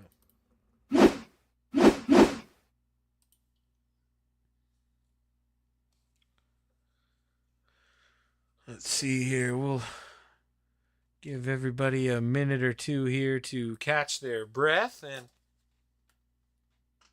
well, I'm going to take a sip of water here before I go through these 4 interviews.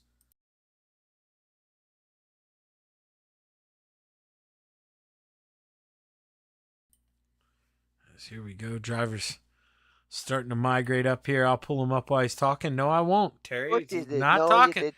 I thought I was talking. I was doing the listening. Okay, it only took me 12 weeks to not pull you up while you were talking. But hey, man, I got lucky. And tonight, Terry, man, it seems like, I'll call it for you. You don't have to. Seems like Dino got a little lucky because at the end there, dude, you were quick on the bottom. If not for a little hiccup there with 2 to go, man, you may have won this thing. You found some grip down there. Talk to us about those closing couple laps.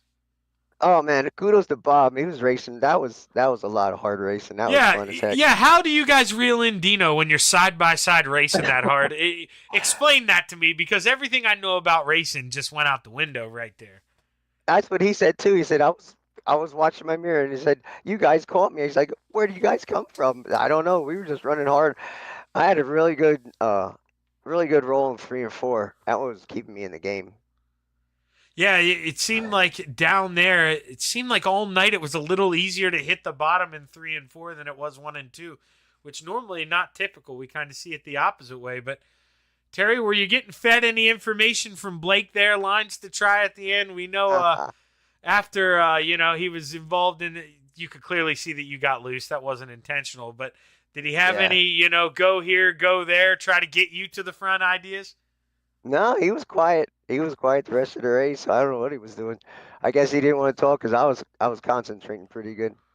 Well, Terry, you bring home a podium, man. This is the final 410 race here for the foreseeable future. I know that has to bring a little tear down that face. We love these 410s being central or South Central PA boys, man. This is in our blood. We love this stuff, For sure. and it takes a lot of talent to drive these things, but until the further notice, they're postponed. But you end the season with a P3. Hell of a run, man. Who you want to thank? Thanks, Shaggy. You, of course, love listening to you. You're the greatest. And C2C for a place to race. And all the admins back there, Jack and Jeff and all them guys. And everything else goes behind the scenes. Kreitz Old Track Parts, because sometimes you crash and need something to fix it, and you can call them guys and they'll help you out. And then while you're in between fixing it, you got to eat some Galen's homegrown popcorn. So if you put the word cart in when you're checking out, that'll get 15% off for that. And don't forget you need some Yoo-hoo to slam it down there. And I'd like to thank my wife, Judy. Yeah, man. Parking the Judy special there on the podium one more time. Congratulations, Terry. I'm not sure, I haven't heard yet, so hopefully I'm still here next season on Wednesday nights because I love doing this, man. You guys are so much fun, and congratulations, Terry, on another good year, brother. Thanks, bro. And we miss you on Tuesdays, but bigger things are ahead. Good luck. Yeah, I know. If we could talk you guys into moving up, I've been telling Roger about that. I could still do it if we move you guys up time. Because I don't go till like 8:30, but I know it's tough on everybody. Well, you on the East Coast or West Coast especially. But congratulations, Terry, and looking forward to a lot more of these, man. Yeah, Shaggy. Talk to you later. Terry Landis, your third place finisher. Now we're gonna. Or wait, why did that happen? Or wait, yeah, your third place finisher. Now we're gonna bring up the man who finished P2, Bob. I'll tell you, man. I said the same thing to Terry. Everything I know about racing is absolutely gone. I thought when you and him were battling side by side, well, the race was over. Congratulations to Dino. And somehow, man, you guys found speed and you reeled him in. How did you guys pull that off side by side? Well, Terry gave me motivation to try a little harder. Yeah, Bob, it's something that I really have. If you've been listening to these, I've been complimenting you and Dino especially, man, because I kind of feel like I was in your guys' camp as well. We were a little lost in these things for a long time, and well, now you guys, anytime I get to race with you, you guys beat the hell out of me every time I'm out there. I can't keep up with you guys anymore, man. What's the trick? I mean, how did you guys nail this thing? Because, Bob, you put a wing on a sprint car now, man, and especially out there qualifying, dude, you're in the top 5 every time. I mean, how do you do it? I guess just laps and hanging in there and keeping after it. But I tell you what, felt like I was getting in Dean's way when I was in the lead there, and I wasn't trying to block him. I was just it took that much racetrack to get the car around the track. So that was fun, and then getting side by side with Terry, that was awesome. Yeah, no, man, it was. And I'll tell you what, that was clean racing up front. You doing, we've seen Blake do it at this racetrack too. You need all of it, man. It seems like this place is so wide, but it really does funnel you coming out of the corners, and you got to float up if you want to carry that speed. And Bob, you were a quick guy for a lot tonight. And then, like I say, I thought it was absolutely over. And then in the closing laps, man, it looks like you might have something for Dino. You found the trick at the end, but I say the same thing to Terry. I know, Bob, you're starting to like these 410s, but now that they're going to be gone, are we going to miss them? I hate to see the 410s go. I think driving the 410s is what makes you a good driver. I mean, it's more power than you can use. You've got to learn to use the throttle. It's not an on-off switch. Yeah, I think 410s make you a good driver. Yeah, I'm right there with you. It's definitely not the easiest learning curve, but you know as well as I do, man. If you can drive one of these, then you can drive a 360, and of course, then you can drive the 305. It all kind of falls down from there. But Bob, man, hell of a run. I thought for a while we were going to be giving you a checkered flag tonight. I was rooting for you, man. But P2, hell of a way to close the year. Congratulations. Who you want to thank, man? Well, I want to thank you, Shaggy, for the broadcast, Coast2Coast Racing League, for giving us a great place to race. My teammate, Jeff Barker, he's always racing me clean. Yeah, that's it. Well, hey, heck of a run, Bob. And, man, hopefully, I know the 305's maybe not our cup of tea, but I'm hoping I see you out there and go give Blake Chapman some hell next season. What do you say? Yeah, that sounds like a plan. There we go, Bob. Congratulations. That's our P2 finisher. And now we're going to bring up the final 410 winner in Coast2Coast history until we add another league. Dean Reynolds. How you feeling, brother? Well, I don't even care if I got it by default. Somebody took the hit out on the kid and made sure he didn't finish. But in 3+ years of Coast2Coast, this is my first Hometown Heroes win in a 410. No way, really? I wouldn't have guessed that. Yeah, I got one in the 360. Actually, I think I got two in the 360, but I don't have any in the 410. So I'm gonna take it. It's like when you get that blooper over to second baseman, it's still a line drive in the book. And when you talk to your grandchildren, which I'm never going to have, but when you talk to them, you're going to say, that time I beat that Blake Chapman back in the day with Coast2Coast, and, he finished 5th. He had nothing for me. No one's going to know. I know that feeling exactly because I got my team in baseball to the playoffs off a bases loaded blooper over second. So nobody knows it's a blooper until now. I just tell that story to run RBI, win the game. But, hey, man, you take it how you can get it exactly right, Dean. And I know it wasn't the biggest field here, but it still seemed like a pretty technical racetrack. I mean, guys were struggling up top a little bit. And, we saw Bob kind of searching around.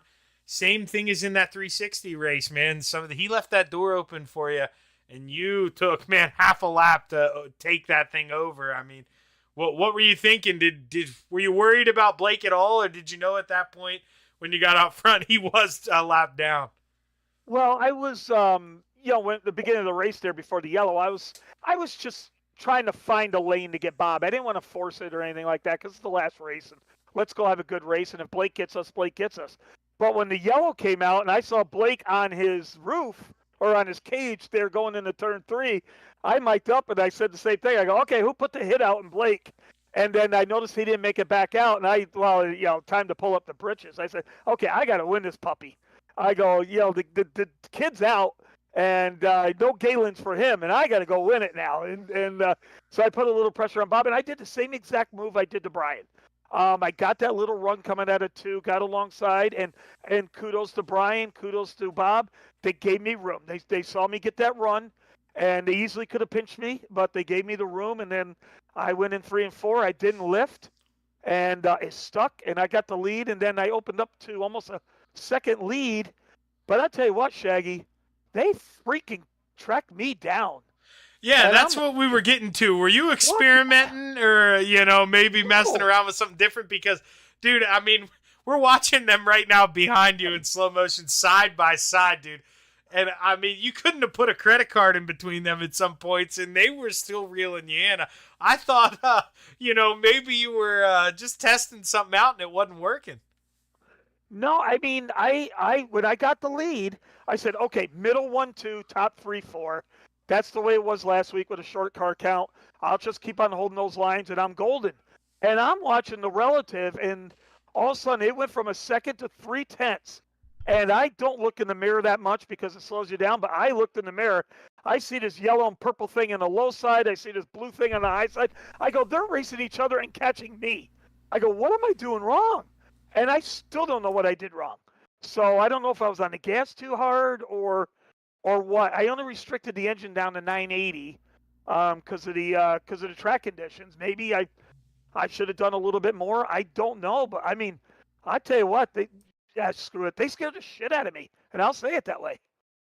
Yeah, I mean, they were reeling you in there, and it's not something you normally see, you know, guys racing side by side. I mean, I think if we go back and listen to, you know, I talk so much BS, I don't even remember it, but I was pretty sure I thought that thing was over when they started racing side by side. But Dean, they reeled you in, made it a little exciting, but man, you had enough to hold on. And like I say, bringing home the final 410 race here, the Coast to Coast Racing League, and I'm glad it was your first, man. Glad I was here for it. Congratulations. Who you want to thank? Well, thank you. And then I was talking to Bob in the room there. It's bittersweet. We both enjoy the 410s, and we're going to hate to see them go. But, you know, I get it. You know, they're going to introduce the 305s again. And I do like the fixed setup on the 305s.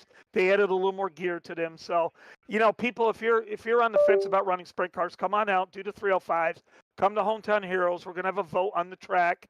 Hopefully people will vote for a nice track that's a little bit forgiving, have some room so people can learn, and we'll get those car counts back up, and we'll get Hometown Heroes going so you can, so you can announce 20 car fields instead of 5 or 6. So let's do that. But Shaggy, got to thank you for, you know, hey, you could even make a 5-car race sound exciting, and that's awesome. So thanks so much to you.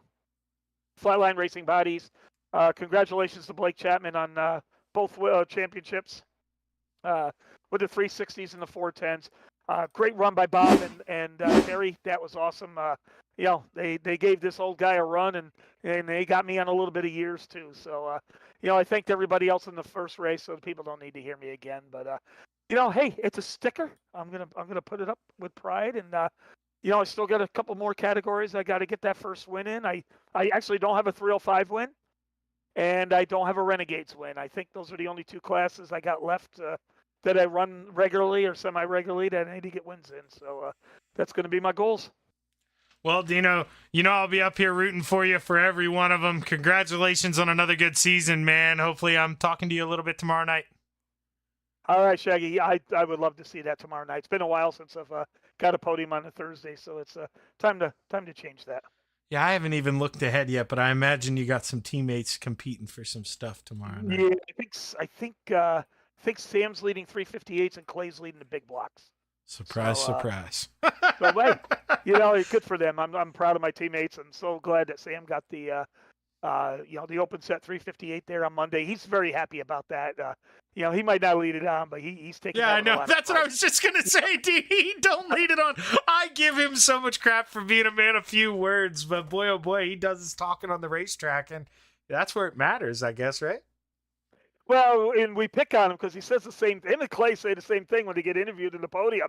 You know, he always says, I got to thank Gunner for, you know, I got Gunner for he's working on the dig for us. So lately when we get in podiums, we say, we got to thank Gunner because he's working on the dig for us because Sam says it. So, you know, we pick on him. But, you know, he's really cool and he's very laid back. And who would ever thought 2 people we never met, we have no idea, came from different leagues and stuff like that, joined FTM, and him and Clay both live in Brainerd, Minnesota, and they never met each other, and they live like a quarter mile apart.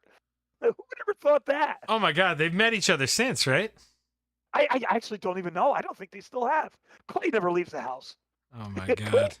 Clay's an artist, and he's done some TikTok videos. Clay's really got an artistic a framework to him and a mind, and you see some of the drawings he does and everything. They're ungodly. He could make money doing that if he needed to pursue it. He really could. Well, Dino, congratulations, man. I'm going to run off here. I'm going to pull up our champion, but like I say, hopefully I'm talking to you tomorrow night, brother. Good job tonight. All right, man, and I better say hi, Megan, before I leave. That's Dean Reynolds bringing home the checkered flag. And now, well, Blake, I didn't think you were really going to do it, go out there and let somebody else win tonight. But, you know, an eventful P5, man, you're looking to the outside of your teammate, and we know it wasn't anything malicious. But at the end of the day, hey, man, you're bringing home the hardware. How you feeling? Yeah, feeling pretty good. I feel a lot better after filling out that protest form, you know. Can't let Terry get away with that. But obviously, no, I'm not upset at all, you know.